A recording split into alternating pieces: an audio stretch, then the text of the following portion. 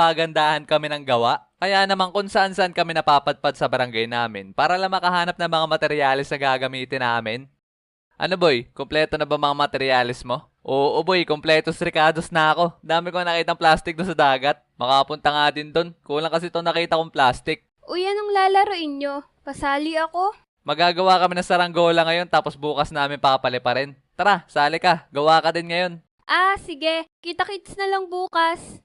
At pagkatapos namin makahanap ng mga materyales, ay dumiretsyong uwi na kami sa aming mga bahay para magawa ng saranggola. At doon, ay magmamalainhinyerong galawang moves na ako. Sa paggawa kasi ng saranggola mga repa, ang kailangan nyo lang dyan ay tanse, plastic, katol, kawayan, lighter at kutsilyo. Paalala lang sa ating mga batang manonood, pag magagawa kayo ng saranggola, ay doble ingat kayo sa paggamit ng lighter at kutsilyo. Mas maigin sa nakakatandaan nyo na lang ipagawa ang saranggola nyo. Pero kung gusto nyo maging expert na katulad ko, ay lagi